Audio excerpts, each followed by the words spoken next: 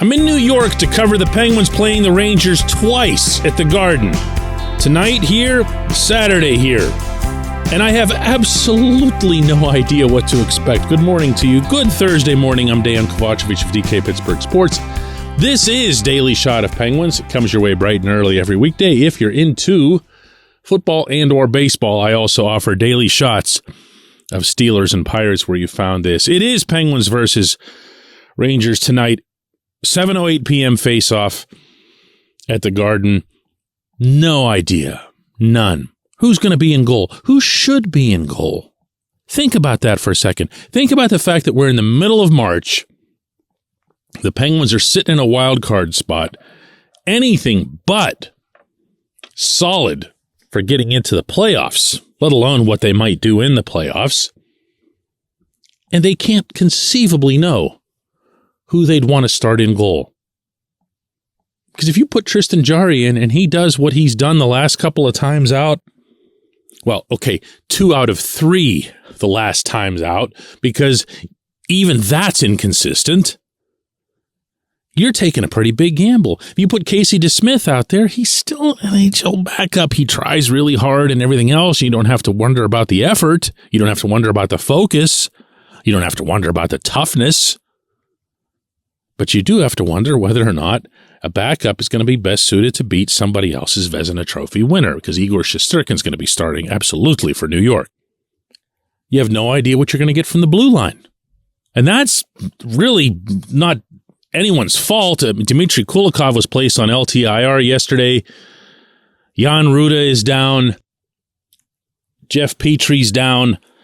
There's going to be a whole lot of ragtagging, this and that, just to put 6 of them out there. And that's to say nothing of setting aside Brian Dumoulin as a liability, even when he's whatever passes for healthy. Up front, you pretty much know what you're going to get from the top 6. They've been terrific. But even they can't whip up enough goals to outscore the other team when the other team is routinely dropping 4, 5, and 6 on you. And when one of those lines is anchored by Jeff Carter, and boy, do I mean anchored in the proper sense of the term, you're guaranteeing that you're going to give up a goal or two just for his presence, just from his being on the rink and his being completely unable / unwilling to defend. But you know what? Even that isn't the part that would drive me the most nuts entering this scenario. Because you can live with player lapses, you can live with physical mistakes. You can live with a lot when it comes to execution, even this time of year. What's so difficult to digest are the decisions themselves, you know? Of all major team sports, it's possible that hockey has the fewest controllable variables from the standpoint of coaching / strategy. Too many things happen too quickly, too chaotically. So all a coach can do, really, if you get right down to it, is put into place philosophies, to an extent a system for how to react to a certain situation, and a mindset that ideally allows the collective to be proactive instead of sitting back and waiting for things.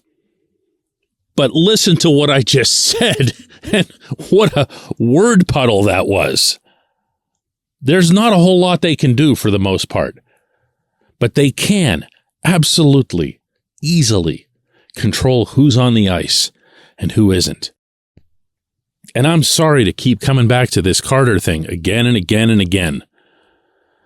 But when you look at it as a symbol for the way Mike Sullivan's approaching these games right now, you still can't get past the simple concept that there's something more important at hand than winning the game. And that blows my mind, because I know how much this man loves to win. I know how much he hates to lose. So I can't begin to fathom why you would continuously assign the NHL's worst defensive forward, arguably the NHL's worst overall forward, regardless of cap constraints and roster limitations and everything else, to certain specific situations on the rink that you absolutely know he won't help you in. And more likely than not, he's going to hurt you in. Can anyone, please tell me why you would send Carter over the boards for a defensive zone faceoff at this point? Because he might win the draw? He hasn't been so great on faceoffs for a while now. That was pretty much the last good thing he had to offer the team. But even if the faceoff is won, he's still out there. He's still going to be a negative in terms of getting you all the way out of your zone. And then once you do get all the way out of your zone, if you do, he's not going to get you through the neutral zone. He's the least likely forward to do that. And he's definitely not going to contribute anything toward keeping the puck in the attacking zone. So what are you doing? Are you pretending he's a matchup center? Are you pretending in general? And how, again, for the love of God, is this a higher priority, meaning figuring out some usage for Carter, than winning the game? This is why these two games that I'm here to cover should be this massive deal. The drive to get into the playoffs. They just beat this team on Sunday, but then they go and they wet the bed again 2 nights later against the tanking Canadians. And all of these things that I just discussed came into play. How do you just mind wipe that and say, let's do it again and just let's bring back all that goodness from Sunday? How do you do that? What are they doing? What are they doing? When we come back, J1Q.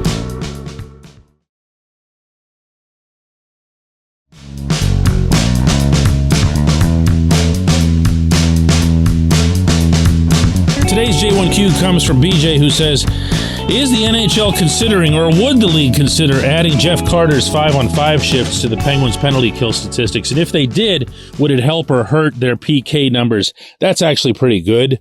I've used the terminology that the Penguins have to kill off a Carter shift at times on our live files on DK Pittsburgh Sports. And sometimes there's people who don't get what I'm talking about. But when you see a -4 from him, when you see a -4 from Brian Dumoulin, but especially the one from Carter, not because I'm going out of my way to pick on him, but because it was 4 goals against on 14 total shifts. He had 10 shifts in that game in which he didn't give up a goal. And before anybody starts getting squeamish about, he didn't give that goal up, Jari did, somebody else did, whatever.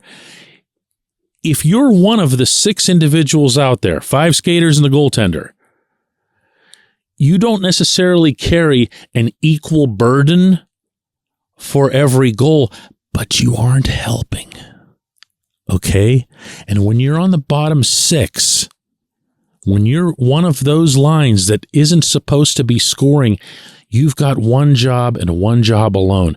And the next time that he acts like he's a defensive forward, in my eyes, will be the first. He's never adjusted anything to his age. It's almost as if he still thinks he's 24 years old with the Kings and is out there to just score.